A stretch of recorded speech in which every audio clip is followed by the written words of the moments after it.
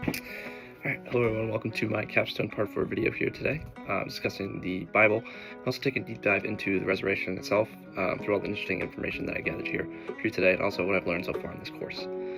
So basically I'll be covering the two topics I just mentioned, and just showing off my understanding of this topic in 4 different parts. So to get right to it, the first part I'll be talking about is my understanding of faith, and how the Bible and faith itself kind of collaborate with one another to ultimately give us sources of truth that we can seek. So to start, faith is considered a calculated risk, not a blind leap of faith. And it's also seen as an opportunity as well, an act of trust as well, where one thing we can give God and that God cannot give for us. It's up to us if we can achieve that. In a way, it also seems like it's a relationship of trust where God is a person who awaits our next steps in life. Our eyes of faith, which can be understood through religious beliefs, allow us to learn and also seek God in unexpected ways, and leaving us now with the question of considering the Bible, if whether or not this Bible that we know is basically considered an American anthology.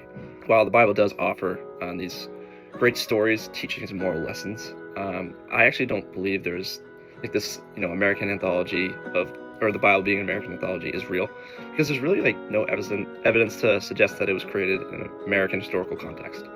Obviously, I think it was created in a ancient religious context, but when we think about saying that everything in the Bible is true, someone who believes this would have to consider consider these 3 ways, in that one being the Bible communicates God's truth faithfully without error from the perspective of saving truth. Also that the Bible tells us who God is and what his purpose is for us. And ultimately, number 3, it tells us how to live rightly. So with all this evidence, can we consider the Bible to be more than an ordinary human book that someone may read? To me, I feel like the Bible conveys a consistent message and a deeper meaning through many authors and periods. I'll touch on it a little bit in this video too, like the different Gospels and the authors of those, how they view Jesus as maybe he claimed God. But I think some people see this as proof that it's influenced by something just greater than just these human thoughts. So now we've reached part 2 in this video, so it's going to be me talking about my understanding of the Gospels. So the Gospels. Are they considered fiction, non-fiction, or written style of poetry? What genre is it really? It is considered that the Gospels are these first century biographies, and that they are historically reliable. And when I say historically reliable, they're coming from these eyewitness accounts through oral tradition. So it is gathered evidence that they were written about 30 to 60 years after the crucifixion, maybe even earlier. We have no idea how we can tell that. But ultimately, what is their goal? What is their goal in these Gospels?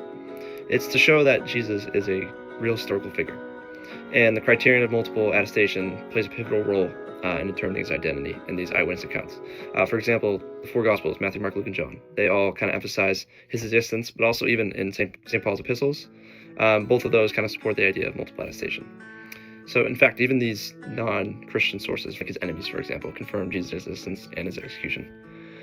So there's a big question now that emerges in these religious stories of whether or not the authors of Jesus himself claim to be God. So individuals like John Luce, for example, here, have documented accounts that illustrate how Jesus made statements and performed these miracles that only God has, the authority to make, such as forgiving sins. For example, in John 8:58, he says, Jesus himself says, "Before Abraham was born, I am." This powerful saying of "I am."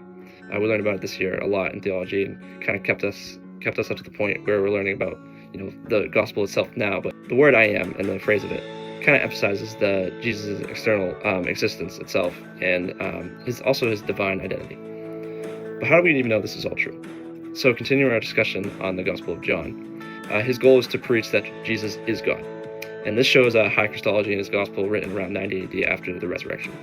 So to add another example, gospel writer like Mark, his gospel was written around 70 AD, and he emphasizes Jesus as an ordinary man, and this represents low Christology.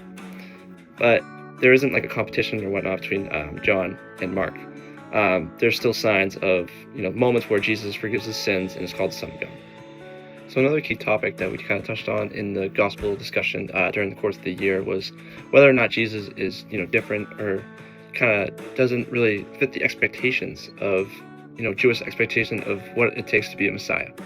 So according to a Biblical Archaeological Society article online, the strong affirmation of Jesus as the Messiah serves as a powerful Christian confession that resonates with the declaration made by St. Peter. So if you look back in the Gospels, especially in Matthew 16, Simon Peter acknowledges Jesus saying, "You are the Messiah, the Son of a living God." So building on Peter's, praise towards Jesus, expectations as to, who this Messiah, can be, began to rise at this time. So many anticipated that the Messiah would be, this warrior king from the line of David, and that this Messiah would be destined to, defeat Israel's enemies and establish a new kingdom. When we look at this and we gather all this evidence, it leaves the question up there: is does Jesus match, the criteria of, to be considered this long-awaited Messiah that everyone has been, hoping for? So at the time, people desired, a strong king who would, seek victory. However, Jesus, as we know, acted more of a servant towards others, a servant leader, and never aimed to establish, what many believe to be a political kingdom. In that case, being like I said, with Israel's enemies, they had to be defeated all the time by this one true Messiah, and also the line of David as well. But this presents this idea of Rome's victory, and with that victory in Rome, this seems like Jesus' death seems to disqualify him as this Jewish Messiah, because, like I just said, he was a servant to others. He wasn't. People thought he may have been just an ordinary person who was helping out others in the the villages and stuff. But it also just presents this challenge for scholars today. If Jesus did not fulfill what people expected from him to be what a true Messiah has to be, then his crucifixion by Rome might seem like a failure rather than a triumph. And however, this does not mean that modern scholars are wrong. They're not. It depends on whether Jesus is judged by the historical expectations of a political Messiah or by the Christian belief in a spiritual kingdom. So we've reached the third part, and the third part is going to be talking about the 4 E's of evidence towards Jesus' resurrection and whether or not it was truly a historical event. So the first E I'm going to be talking about is execution. In this case, Jesus died on the cross. There's multiple attestations in the Gospels, like we mentioned before, the 4 Gospels, Matthew, Mark, Luke, and John. It's also confirmed by these 5 non-Christian resources, in this case being Jesus' enemies as well, claiming that he died on the cross. There's also this interesting part of medical examination in these Gospel accounts that confirm that Jesus was dead even before the wound on his side was inflicted. And according to an article I found online, that the Gospels tried to describe the blood and water releasing from the side of Jesus, and the wound of the spear. It acts sort of like a medical sign of, a cardiac and respiratory death. So in this case, the execution, the first part of this evidence, is just trying to prove that Jesus died on the cross. The second E is about the empty tomb. I find this one to be most interesting out of the 4, because Jewish authorities kind of say that the body was stolen. This is obviously confirming that the tomb would be empty. So the question is now, if these authorities are claiming that the tomb is empty, who took the body? And did anyone take the body in this case? It wouldn't be the Jewish authorities. It wouldn't be the Romans. And it can't be the apostles who lacked this, this motive or an opportunity and the means of, sneaking past these Roman guards to retrieve Jesus' body. And it's actually found in the CFA book, our Catholic Faith and Science book, that the Jewish authorities actually charged that the apostles were the ones that stole the body. There's also many other options that can be considered, like I mentioned before. Was it really empty? Or, in this case, the women saw it as well. Mary Magdalene obviously was there on the side of the crucifixion, but also when the tomb was being, buried into the ground, she was there as well. So women saw that the tomb was empty before putting Jesus' body into it. But it's another thing, too, we can ask ourselves is, did the disciples steal the body?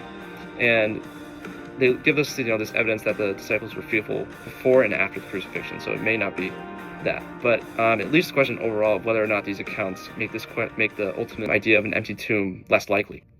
So the third account I'll be talking about is early accounts, and in these early accounts, these ancient legends take about two generations to develop, the person that they're trying to convey that message to. In this case would be Jesus and his whole resurrection. But these Gospels don't show signs of legendary embellishment and that are present in these Gnostic accounts, and it shows the idea of criterion of embarrassment, meaning, is there skepticism among these apostles? And before Jesus can convince us that he rose from the dead, he'd have to convince the apostles this as well, for us. And we see examples of, how can these apostles be considered skeptics? In a way where James, aka Jesus' brother, thought Jesus was crazy about doing all this and that he should return to his normal life and help out his mother. In the end, though, Jesus dies, and it leaves the question of what does James think? Like, what does James think now of he gave him advice to come back, but he also just has to help out his family, his mother now, by himself. Jesus is not there anymore. And another way we kind of can consider that were the apostles skeptics was when the apostles abandoned Jesus back in Mark 14. So these numerous early accounts mean that the resurrection is not a legend, but that these accounts have to develop over time, like I said before, 2 generations. The fourth E is eyewitnesses, and this idea of cowardice yielding this fearless confidence.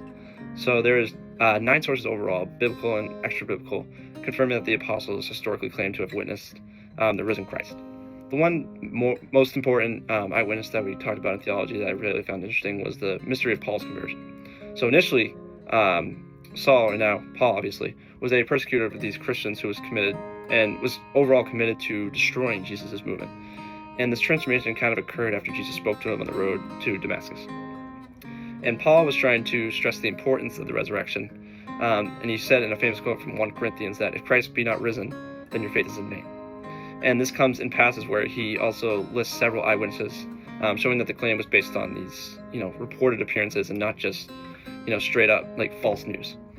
So like I said before, I feel like the most compelling, E of evidence towards the resurrection was the empty tomb, because it raises a lot of questions of, did this tomb get stolen by the apostles, the Romans, or even the Jewish authorities? And I like how, when we went through it in the course this year, that there was also, we kind of dwindled it down to who really was, did anyone even steal the tomb? And if so, how did they do it? But also, why would they do it? So we've reached part 4, the final part of my capstone project here today. And basically, this part is going to be investigating the Shroud of Turin.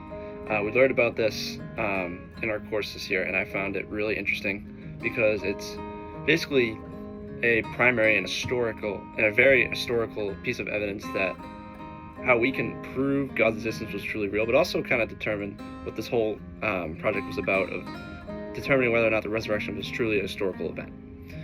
So basically, the Shroud of Turin was found by Peter and John, who ran to the tomb and discovered that the linen clothes that was placed over Jesus' body after his crucifixion and resurrection, of course, was that they noted that they were lying with, when they arrived there, that the face cloth was folded separately and had the blood marks on it. So what kind of evidence from the Shroud of Turin does this point to Jesus? So I think personally, when I gathered evidence and learned about it in class this year, that the crucifixion, it brings out details about the crucifixion, and it matches these gospel accounts where, when I talked about when Jesus gets speared on his side of the body, there's a wound in the side, so like the spear wounded in the Gospel of John. And then there was also marks on his head when they found the cloth resembling the crown of thorns put over his head. Obviously, they went through scientific testing like x-rays and chemical analysis, and they also tested that blood on the cloth was confirmed type AB, so real human blood. Does the Shroud of Turin, though, point to the resurrection itself? So, according to researchers, the image of what they got from the Shroud of Turin may be caused by rapid dehydration of light from a rapid flash of light, and this is what they called vacuum radiation, and that the flash would have occurred extremely quickly. And overall, this makes it difficult to prove that the resurrection resembles with this, scientifically proves that the resurrection was even real. And it suggests that the body may have left the cloth quickly. So another test that they tried to determine was through carbon dating. It was tested in 3 labs, Oxford, Tucson, and Zurich. And they used carbon-14 dated that the Shroud was taking place back in the 13th century, and led many to claim that this whole conspiracy theory was truly false. There's a counter-argument, though, from Raymond Rogers, who said that the material from the radiocarbon area of the Shroud is significantly different from that of a main material of cloth, and that the radiocarbon sample was thus not part of the original cloth, and it is valid for determining the age or even how old the Shroud is. So basically, all this evidence that I've brought here in this video today, talking about the gospel interpretations, the 4 E's of evidence that prove that the resurrection was a historical event, and the Shroud of Turin, they all have strengthened my opinion on the existence of God, and have made me believe that the resurrection itself was truly an historical event.